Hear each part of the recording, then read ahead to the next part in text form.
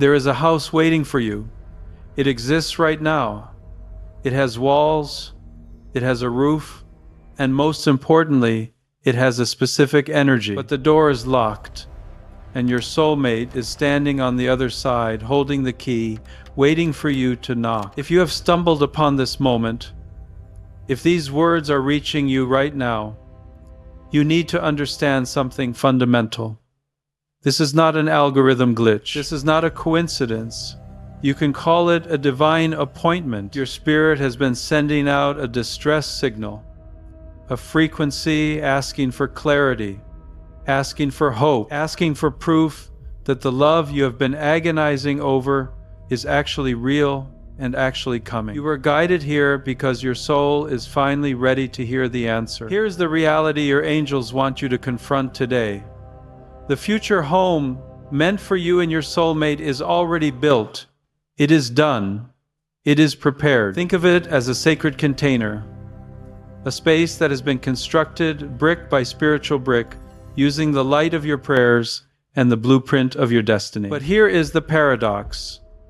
The home is ready, but the door is closed. And you, yes, you are the one who has to initiate the opening sequence. Stay with me, because we need to deconstruct exactly how you apply the spiritual touch required to unlock that door and finally welcome them home. Let's analyze what we mean when we say home. We aren't just talking about drywall and shingles. When your angels show you visions of moving boxes or keys, they are describing a sanctuary. This is a massive energetic construct.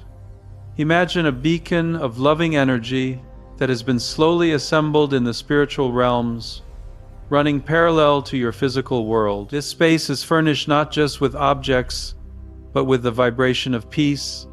It is decorated with joy. It is illuminated by unconditional love. It is the physical manifestation of a love story that was written for you in the stars long before you took your first breath on this planet. So why now? Why is this specific message finding you at this specific moment? The answer lies in your history. Look at what you have survived. Your journey, with every shattering low and every dizzying high, was a process of excavation. The heartbreaks you endured? Those weren't punishments. They were training grounds for strength. The isolation you felt wasn't abandonment. It was a forced invitation to discover your own wholeness. Every tear you cried washed away a layer of illusion.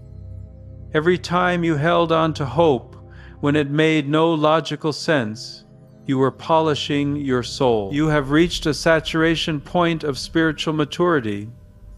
You are ready. This home reflects that. It is a place where you no longer have to shrink yourself to fit into someone else's box. It is a sanctuary where you are seen, cherished, and loved for the raw, authentic version of who you are. The groundwork is laid. The divine architects have finished their job. The home is ready. But this leads us to the difficult question.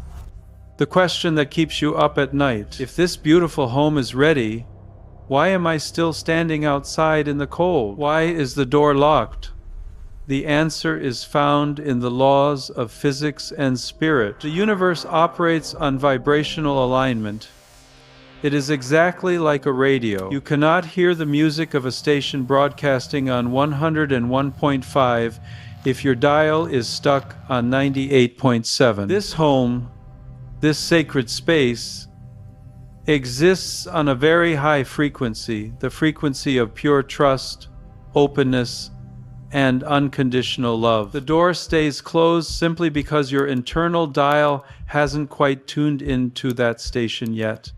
This is not a criticism.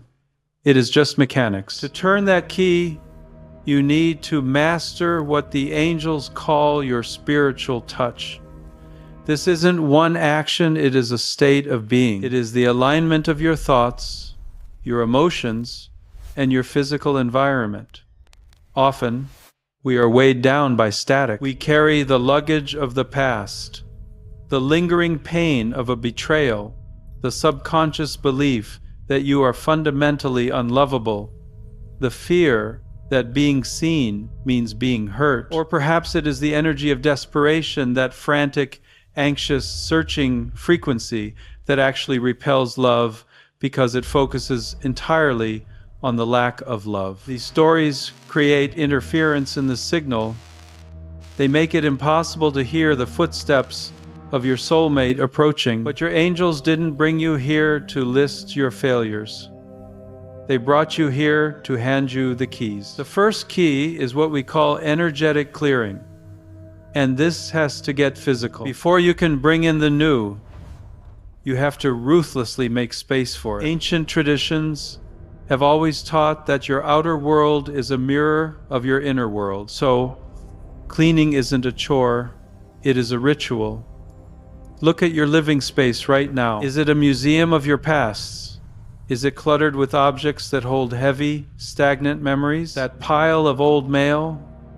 The clothes that haven't fit in 3 years? The gifts from an ex that make your stomach tighten when you look at them? These are not just objects, they are anchors. They hold vibrational weight. You need to engage in a sacred act of release. When you clear out a junk drawer, you aren't just organizing, you are signaling to the universe, I am making room. When you dust a shelf, visualize yourself wiping away old, dead energy. You need to be literal about this. Create an empty drawer in your dresser. Leave 3 empty hangers in your closet. Put an extra toothbrush in the bathroom. These are powerful, tangible declarations of faith. You are shifting your reality from waiting to expecting, and you must do this internally as well. The heaviest clutter is the resentment you carry. The key here is forgiveness. And let's be clear, forgiveness is not saying that what they did was okay. It is saying, I refuse to carry this poison anymore. Get a journal. Write down the name of every person who has hurt you. Write, I release you. I set myself free. Feel the physical weight lift off your chest. And then do the hardest part. Forgive yourself. Write a letter to yourself, honoring how far you've come. Repeat the affirmation, I lovingly release everything that blocks me. My heart is clear. I am ready. This is the first turn of the key. Now that the space is clear, you need the second key, energetic infusion. You must fill that empty space with the specific frequency of the future you want. You have to move from passive waiting to active co-creation. The tool for this is meditation. We live in a world of constant noise, and meditation is the only way to silence the static so you can plug into the source. Let's do a micro simulation of this right now. Close your eyes for a second. Put a hand on your heart. Breathe. Visualize a door. It's glowing with warm light. You know with absolute certainty that your love is behind that door. Don't open it yet. Just put your hands on the wood. Feel the vibration humming under your palms. Now, stop thinking about a face and start thinking about a feeling. Feel the warmth of a hug that makes you feel safe. Feel the sound of shared laughter. Feel the peace of silence with someone who understands you. Neuroscience tells us that when you vividly imagine an emotion, your brain fires the same neural pathways as if it were really happening. You are literally rewiring your brain to align with that reality. To anchor this, you can use physical totems. For centuries, rose quartz has been revered as the stone of unconditional love. It is believed to carry a soft, healing vibration. Get a piece. Hold it.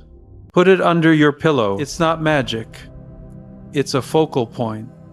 It's a physical reminder to hold your intention. This is the second turn of the key. The third key is the language of the universe, affirmation and belief. You have to reprogram your subconscious mind, which is likely running a script of unworthiness. You can't just say words. You have to feel them in your bones. There is a powerful practice of chanting a mantra, specifically, I am divine love. In certain traditions, You repeat this 108 times a day for 40 days. Why those numbers? They represent completion, transformation. By flooding your mind with this concept that you are love, not just someone begging for it, you change your core identity. And this leads to the hardest part of the process, the paradox. You have to do all this work, and then you have to let go completely. Desperation smells like fear. You have to trust divine timing. You have to shift from "I need this" to "I am so grateful this is coming." You have to live your life with the quiet confidence of someone who knows the package is already in the mail. When you stop chasing, you start attracting. That is the final turn of the key. Click. The door swings open. As you do this, watch for the signs. The universe will start winking at you. You will see the numbers 1,000, 111, 222, 777. You might see 222 on a license plate or a receipt. This is the number of partnership, of balance. It is a nod from the angels. You will feel inspired action, a sudden, irrational urge to go to a bookstore or take a new route home. Follow those nudges. That is your GPS. But the ultimate sign? It's peace. The anxiety will vanish. You will feel happy and whole all by yourself. You won't feel like a half person looking for a missing piece. And ironically, that state of self-sufficiency is exactly what makes you magnetic to your soulmate. We need to anchor this energy right now. The collective power of intention is massive. I want you to go to the comments and type one sentence: "My home is ready for love." Don't just type it, feel it as you press the keys. Cast your vote for this reality. Your soulmate's home is real. It is prepared. You have the 3 keys. Clear the space, infuse the energy, and hold the belief. Be gentle with yourself. This is not a race. It is an unfolding. Your soul is a lighthouse, burning brighter than ever before. Your soulmate sees that light. They are navigating toward it. They are coming home. Receive this blessing. Keep your heart open and subscribe for more guidance on this journey. All is well.